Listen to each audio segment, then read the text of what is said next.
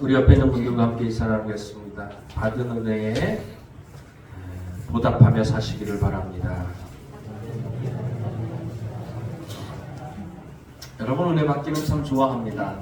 그런데 받은 은혜에 감사하며 감사한 마음 가지고 보답하며 인생을 살지 못한다면 은혜 받고 누구만 좋아요? 나만 좋아요.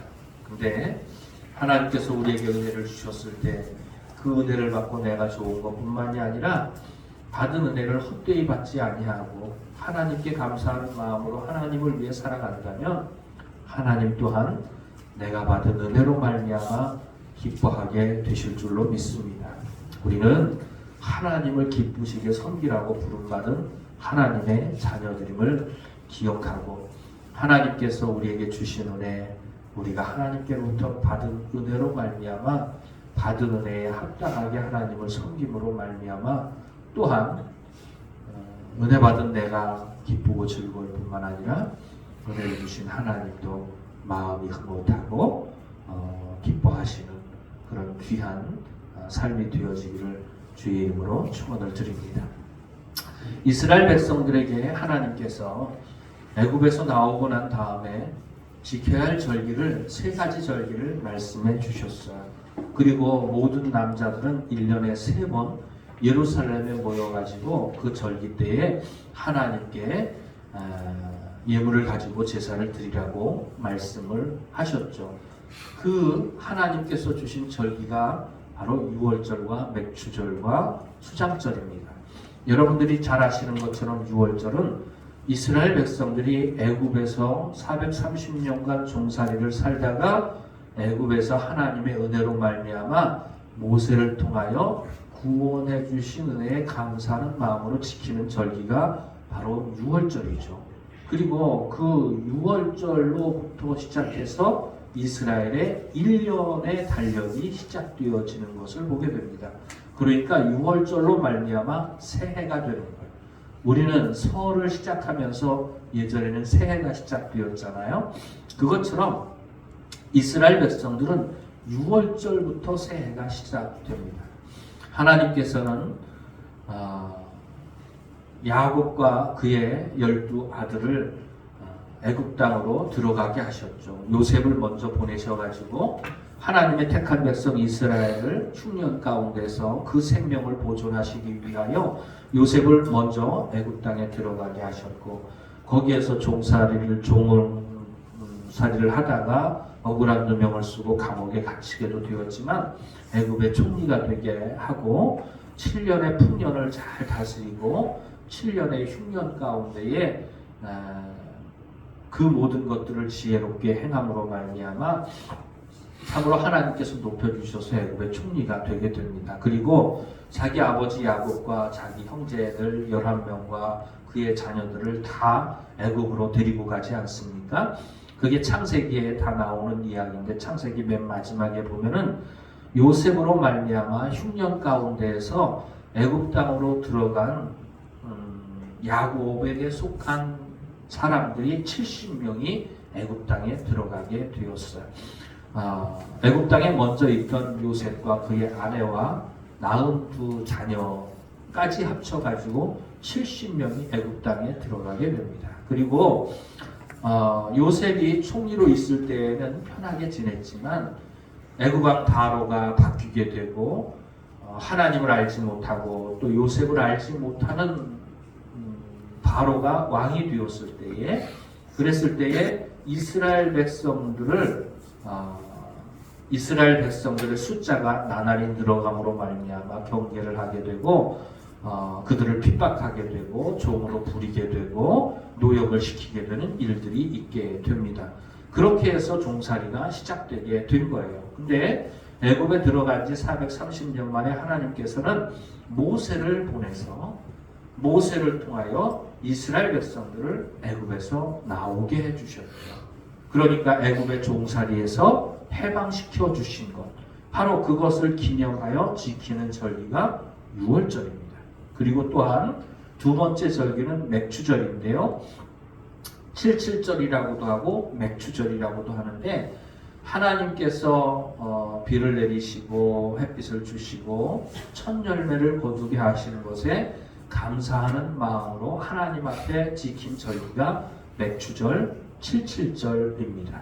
그리고 1년의 맨 마지막에 밭에서 그 씨를 뿌려 거둔 모든 것들을 다 수수해 가지고 창고에 다 넣어놓은 후에, 창고에 수장한 후에, 다 집어넣은 후에 하나님 앞에 지키는 절기가 바로 수장절이라고 하는 거죠. 오늘날의 추수감사절의 의미가 있는 절기가 바로 수장절이라고 하는 절기입니다.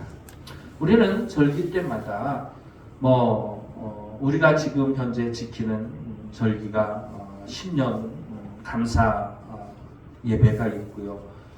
또 그리고 부활 감사 예배가 있고 또 추수 감사 예배가 있고 성탄 감사 예배가 있고 그렇게 교회도 요즘 절기가 있습니다만은 그 절기를 따라서 우리들이 하나님 앞에 예배를 드리고 또 예물을 드리고 하나님께서 주신 은혜에 감사하고 자원하는 마음으로 그렇게 하나님을 섬기죠.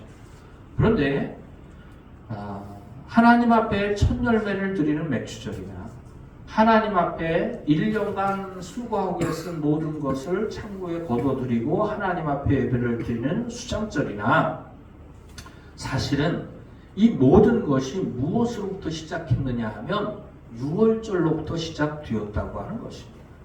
여러분들이 이스라엘 백성들이 애굽 땅에서 종살이를 할 때를 한번 생각해 보십시오. 그들에게 첫 열매를 거두는 것이 의미가 없습니다. 그들에게 1년 동안 땀 흘리고 수고해가지고 애쓴 것을 창고에 모아드리는 것이 아무런 가치도 없고 아무런 의미도 없다고 하는 것입니다. 왜 그렇습니까?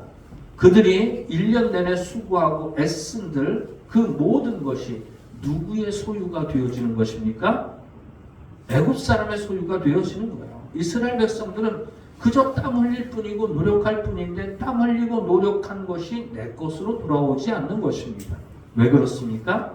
신분이 종이기 때문에 그렇습니다. 애굽에서 종살이를 하는 거기 때문에 그렇습니다.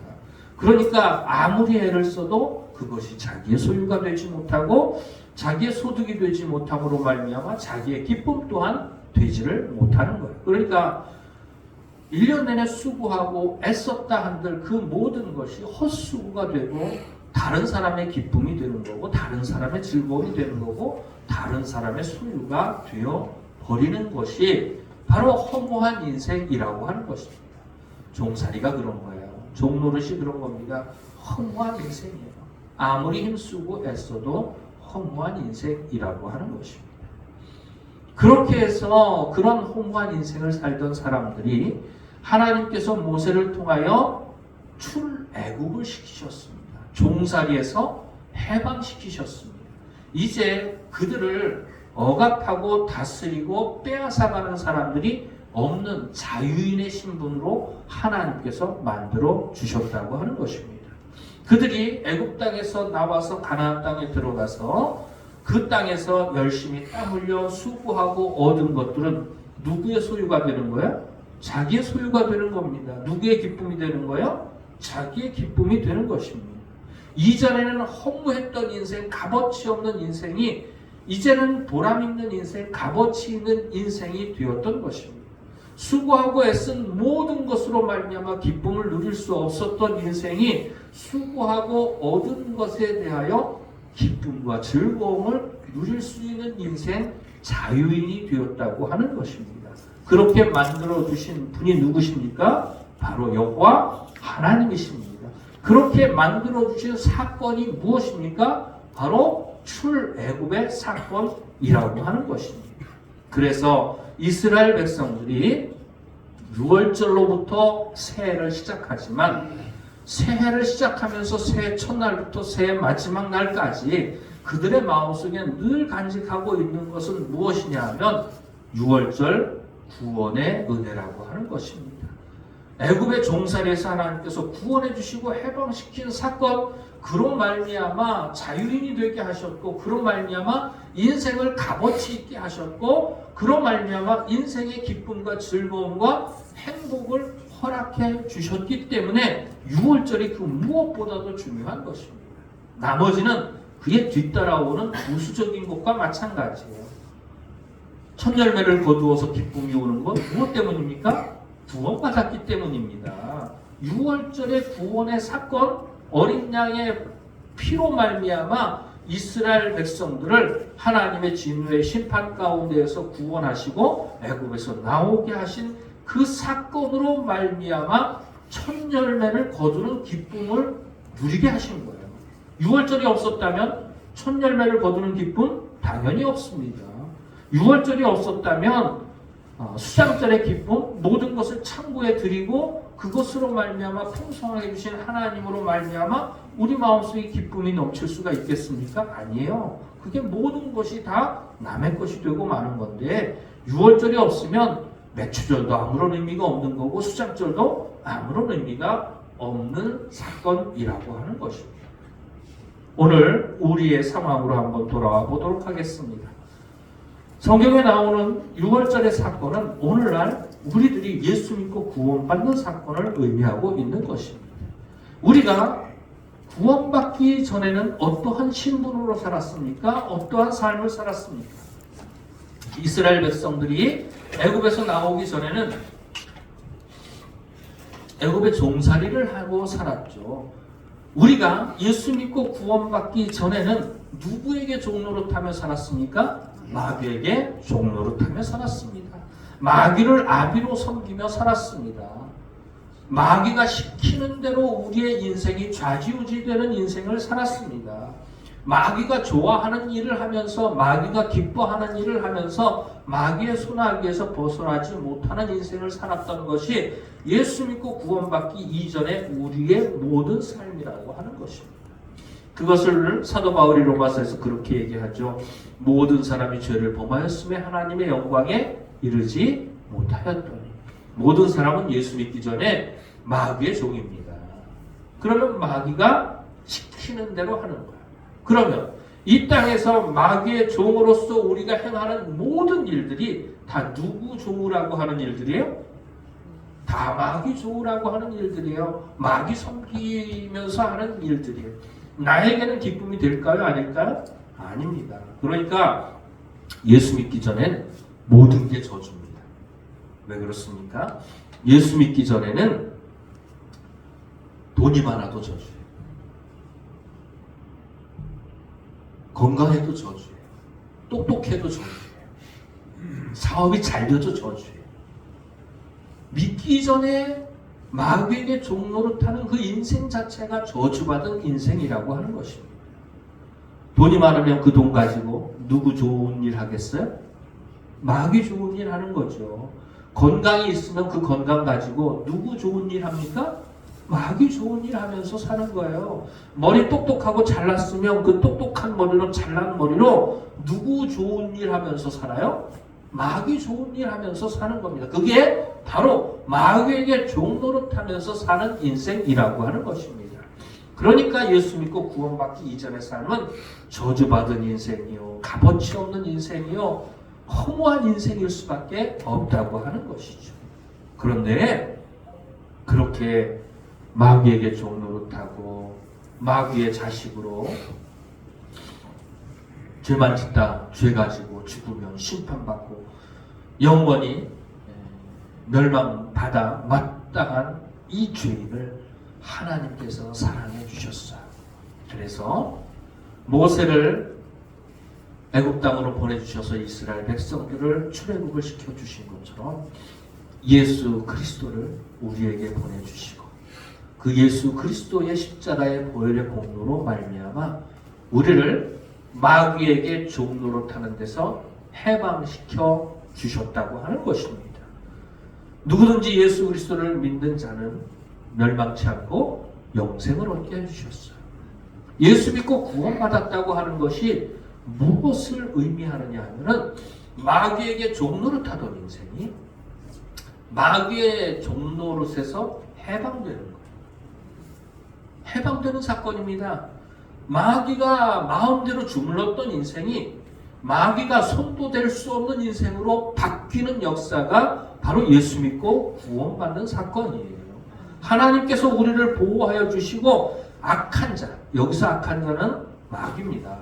사도 요한이 말한 것처럼 악한 자가 너희를 만지지도 못하게 하나님께서 보호해 주신다고 성경에 기록하고 있는 것입니다. 예수 믿고 구원받기 이전에는 누가 내 인생을 주물렀어요? 마귀가. 마귀 마음대로 내 인생을 주물렀어요. 내 생각도 마귀에게 사로잡혀 있고 내 입술에서 나오는 말도 마귀에게 사로잡혀 있고 나의 가치관도 마귀에게 사로잡혀 있고 내 모든 행실이 다 마귀를 좋게 하고 기쁘게 하고 그렇게 섬기는 인생이었는데 예수 믿고 구원받고 난 다음에는 마귀로부터 해방되는 사건입니다. 그 마태복음의 처음에 보면은 예수 그리스도의 탄생에 대해서 천사가 나타나 가지고 요셉에게 하는 말 가운데 그런 말이 있죠. 아들을 낳으린 이름을 예수라라. 이는 그가 자기 백성을 그들의 죄에서 구원할 자이심이라. 여기서 죄에서 구원할 자이심이라 라고 하는 말에는 몇 가지 의미가 있는데 그 가운데 한 가지가 뭐냐 하면 죄라는 말이 내가 짓는 죄를 말하는 경우도 있고요.